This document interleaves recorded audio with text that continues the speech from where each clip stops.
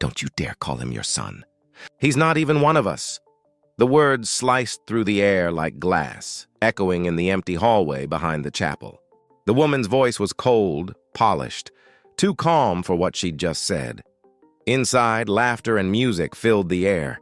Guests in crisp suits and pastel dresses toasted to love, unaware of the venom hidden behind the bride's smile. At the door, a small boy stood frozen, his little hands clutching a wrinkled piece of paper with his wedding speech. He had heard everything. Every cruel word about his skin, his mother, and his father. In just a few minutes, the ceremony would begin. In 7, his world would change forever. What he did next would silence the entire church and reveal a truth no one saw coming.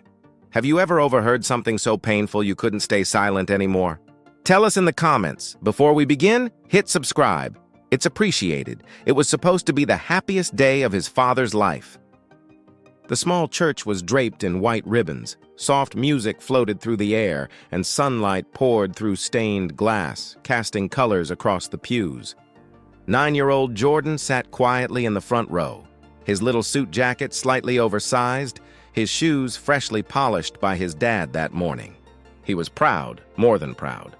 His dad, Marcus, had raised him alone since he was 4, after losing Jordan's mom to illness, and now Marcus was remarrying.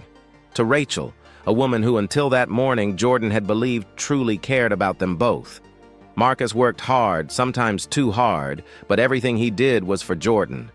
Late-night dinners, school projects, and their weekend basketball games at the park, it was always the two of them against the world. When Rachel came into their lives, things changed. She was elegant, educated, and came from an influential family. Jordan remembered how she'd smile at him when others stared a little too long at their brown skin. She made his father happy, and for that, Jordan liked her. At least he thought he did.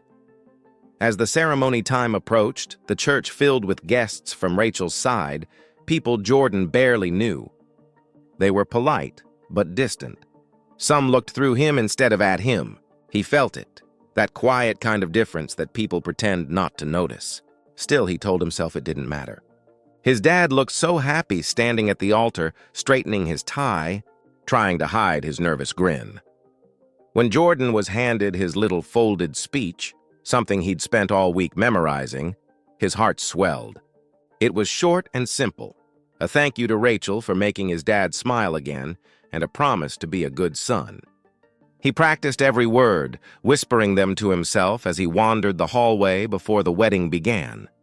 That's when he heard it. A voice, soft at first, then sharper. It came from behind a half-open door near the dressing room. He shouldn't have listened, but he did. And in those few seconds, everything he believed about Rachel began to crumble. What would you do if you overheard something that could destroy the person you love's happiness? Jordan froze in the hallway, his small fingers gripping the edge of the doorframe. Inside, Rachel's voice was calm but cruel, like she was discussing the weather. "I told you I'm not raising his child.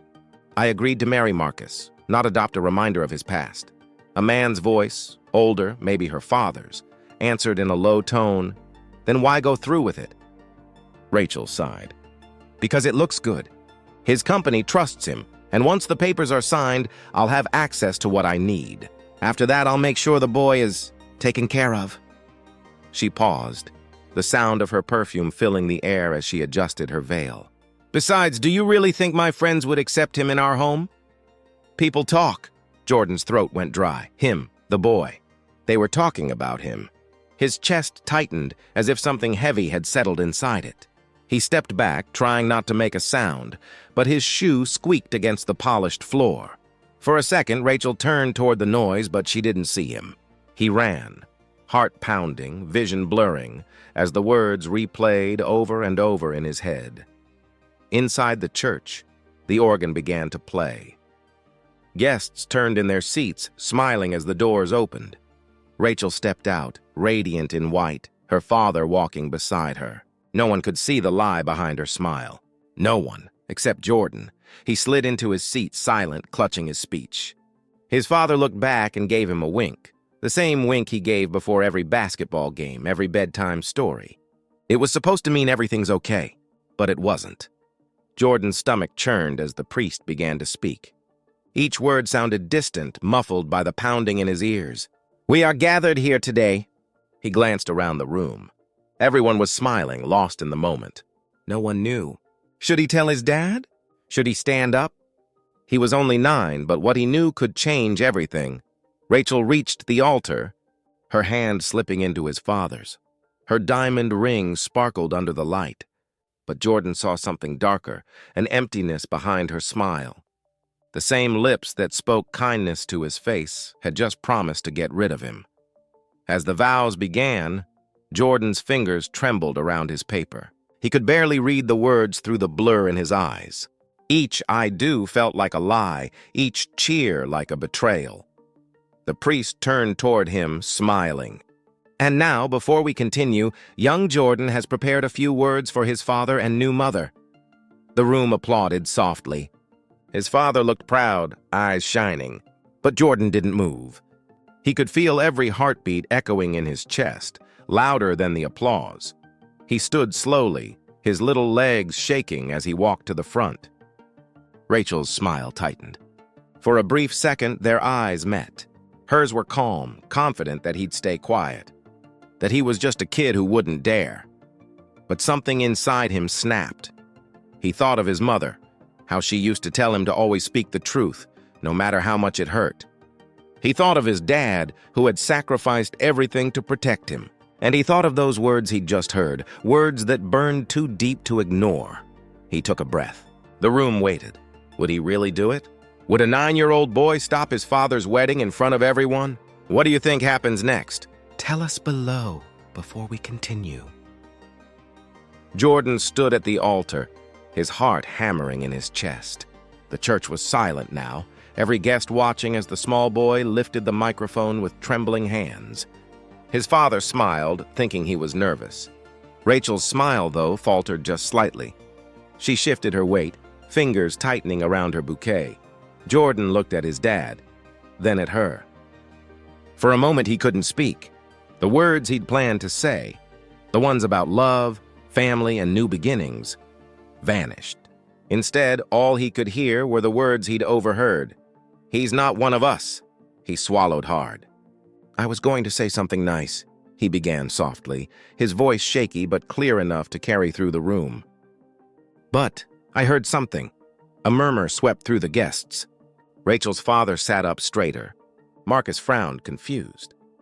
"I heard Miss Rachel say she doesn't want me," Jordan continued, his eyes glistening. "That she only wants you, Dad. That she's marrying you for your job. And that she'd get rid of me." Gasps filled the church. Rachel's face drained of color. Her father whispered her name sharply, but she stayed frozen, caught in the weight of her own words. Marcus's jaw tightened, his hand slowly dropping from hers. "Jordan," he said softly, "what are you talking about?"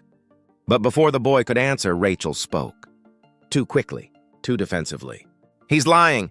He must have misunderstood. "He's just a child." Jordan's chin trembled, but he stood his ground. "I heard you behind the door," he said louder this time. "You said I wasn't one of you. You said people would talk if I stayed." His small voice broke, but he didn't stop. "Mom always told me to tell the truth, even when it hurts." Silence. Every eye in the room was on them now. The priest looked down, the guests whispering in disbelief. Marcus turned to Rachel, his face hardening. "Is that true?" Rachel opened her mouth, but no words came out. She stepped back, her perfect smile cracking. The silence stretched until it became unbearable. Jordan looked at his father, his hero, and saw tears forming in his eyes. Not of sadness, but of realization.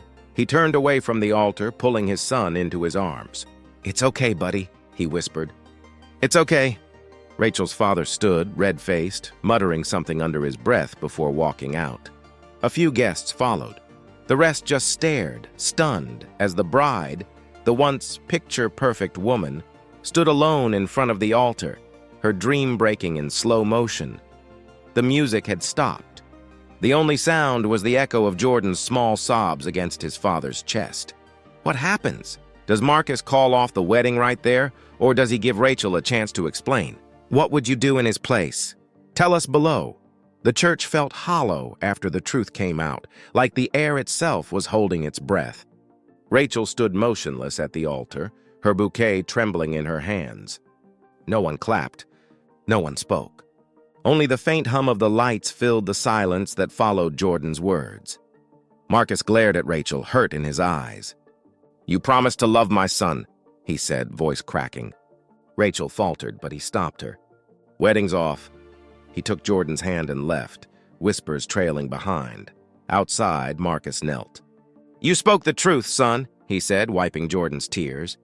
"I didn't want to ruin it, Dad," Jordan said. Marcus smiled. "You saved it." Talk spread. Some blamed Rachel, others pitied her. But Jordan's bravery shone. Marcus raised his son to value truth over lies. Rachel vanished, leaving a lesson.